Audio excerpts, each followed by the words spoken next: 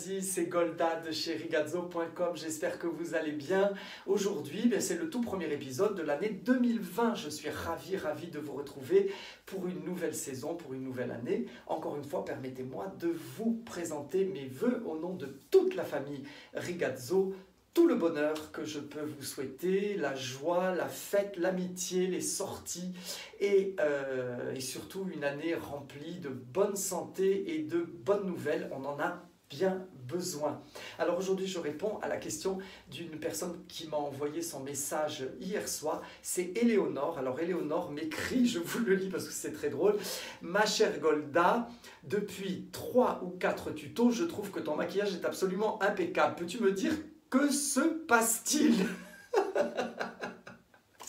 donc, ça fait quand même 3 ans que je fais des tutos, donc ce que tu veux dire, c'est que depuis 3 ans, le maquillage n'était pas impeccable. Bon, eh bien, je vais te dire ce qu'il se passe, ma chérie.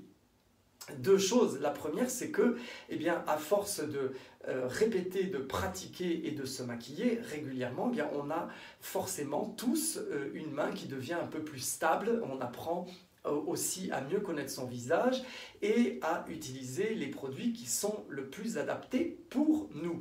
Donc je pense que ce que tu as vu simplement, puisque tu regardes mes vidéos et je t'en remercie, eh bien c'est qu'il y a eu une évolution dans le maquillage, mais c'est le cas de tout le monde. Alors Éléonore me demande également ce que je peux lui donner comme conseil.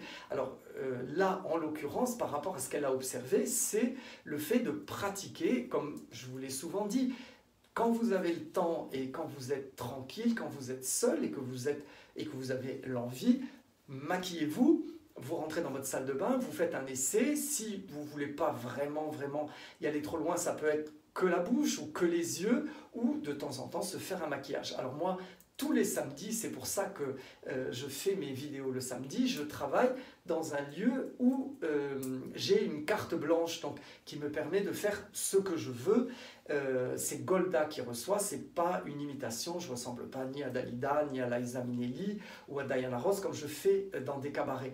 Et donc du coup, ça me permet d'expérimenter, de tester, et bien sûr, je teste en priorité les produits de chez Rigazzo. Alors, effectivement, depuis quelque temps, un artiste maquilleur professionnel m'a dit que pour mon teint, l'idéal c'était le cache-barbe. Alors je vous l'ai déjà montré, je vous ai dit que c'est mon produit préféré, le cache-barbe, et je l'utilisais, comme je vous l'ai montré, sur la barbe pour cacher ce côté un peu sombre que l'on a, un peu gris que l'on a au niveau de la barbe. Alors, encore une fois, ça ne cache pas les poils, hein, il faut être rasé. Mais cette ombre que l'on a, quand on est un garçon, eh bien, le cache-barbe la masque parfaitement.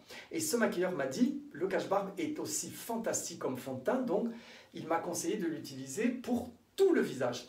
Donc, Éléonore, c'est peut-être ça que tu vois comme changement, parce qu'effectivement, depuis 1 mois ou 2, j'utilise le cache-barbe sur tout le visage et c'est devenu mon fond de teint préféré.